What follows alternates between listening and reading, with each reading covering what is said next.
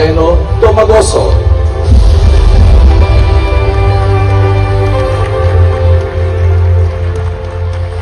Thank you. Maupo po kayong lahat. Una, salamat sa Diyos. Medyo binigyan tayo ng magandang weather today. Sana magtuloy-tuloy dahil matutuwa po kung nagkakasama-sama tayong lahat ng mga batang Maynila ngayong araw na ito. To our partners in the national government, our beloved members of Congress who are present today, Congressman Junicio, Congressman Joel Chua, Congresswoman Giselle Maceda, Congressman Erwin Cheng, to the members of the Sangguniang, with our Majority Floor Leader, Councilor Mon Yupanco, to the President Pro Tempore, Tol Sarkal, and our beloved, magaling na Vice Mayor, Chi Atienza. To the members of the City Council, department heads, bureau chiefs, mga kawani ng City Hall,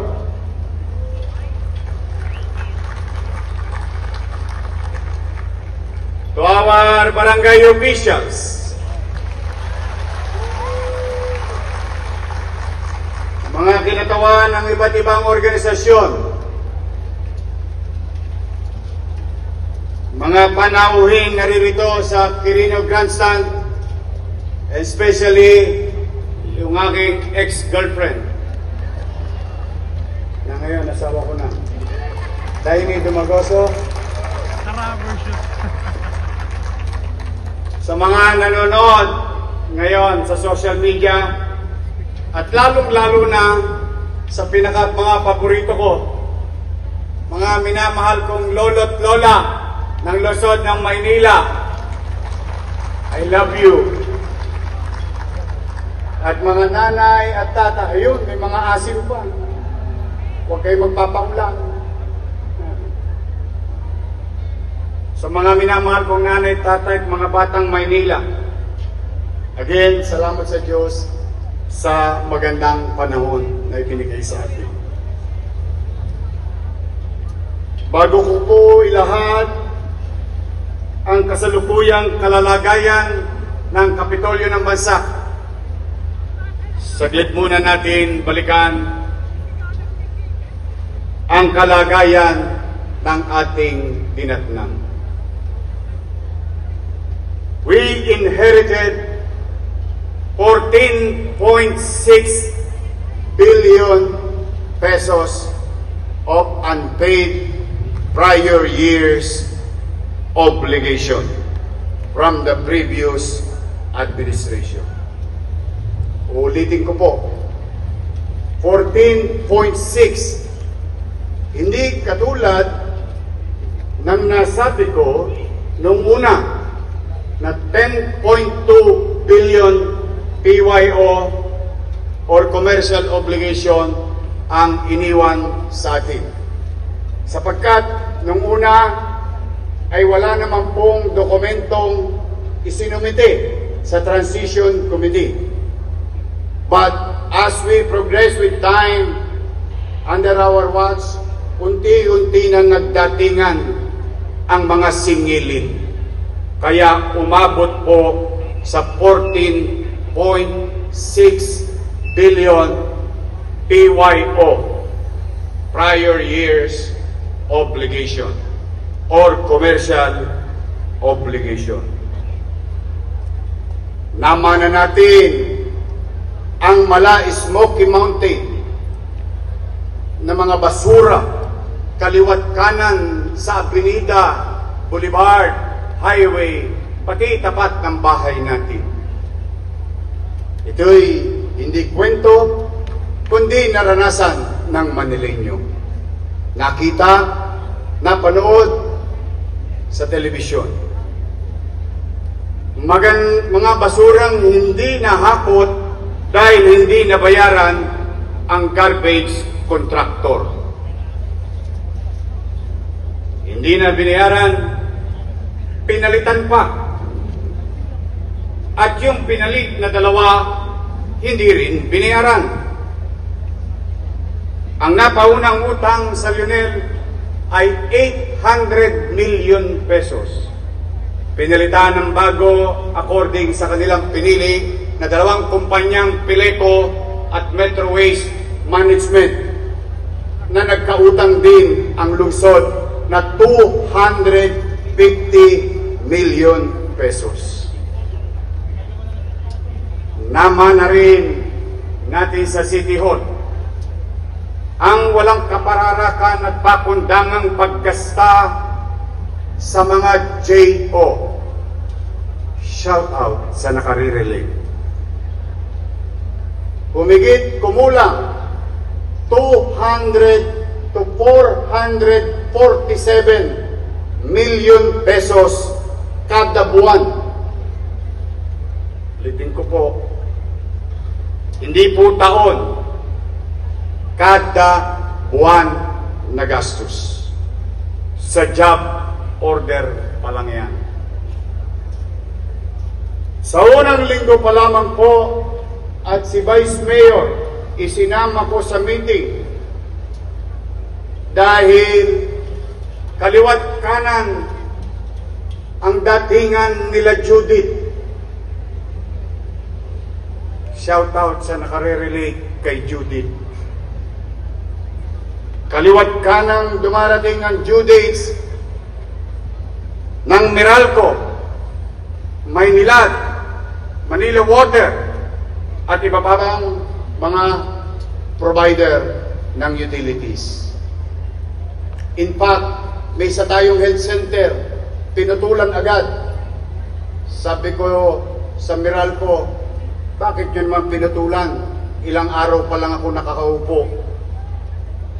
Putulin ko rin kaya poste ninyo. But fortunately, in fairness to Meralco, ay nakinig naman.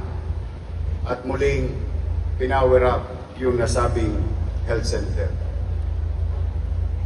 Pero ano nga ba ang reaksyon natin?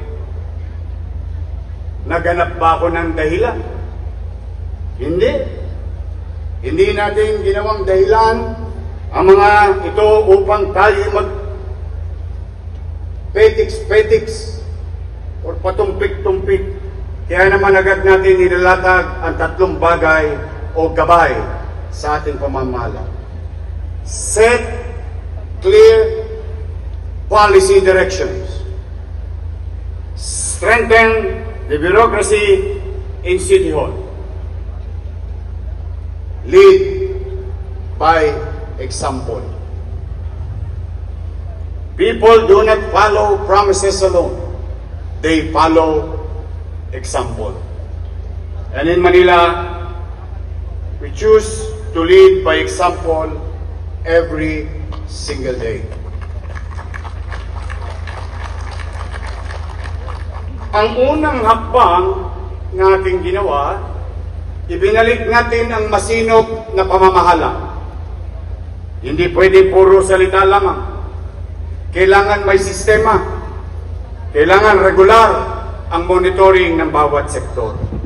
Sa bawat proyekto sa pananalapi at sa galaw ng bawat sangay ng City Hall.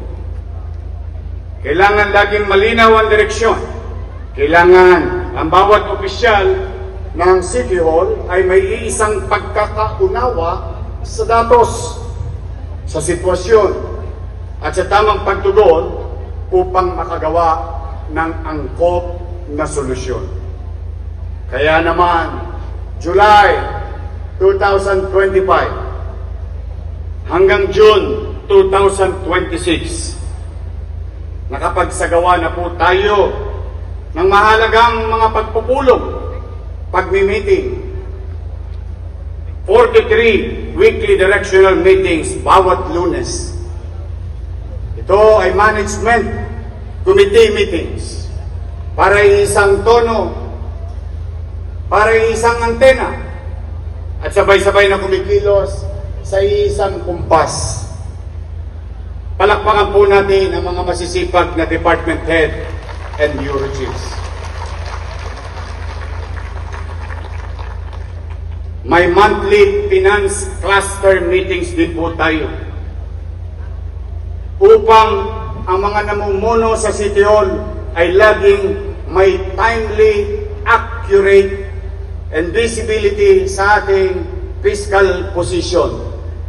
Hindi pwedeng hula-hula lang. Nagkaroon tayo ng 13 local health board meetings. Ibig sabihin po, halos buwan-buwan nating sinusuri kung saan bumabagal, saan nagkukulang, o saan gumaganda ang delivery ng health services sa Manila. Ganon din kadalas ang ating local school board meetings upang matiyak ang regular na koordinasyon sa pagitan ng City Government of Manila and Department of Education. Nakapaglabas din tayo ng 109 executive orders upang higit pang maging epektibo ang paggogobyerno, at palakpakan din natin muli ang ating mga department heads.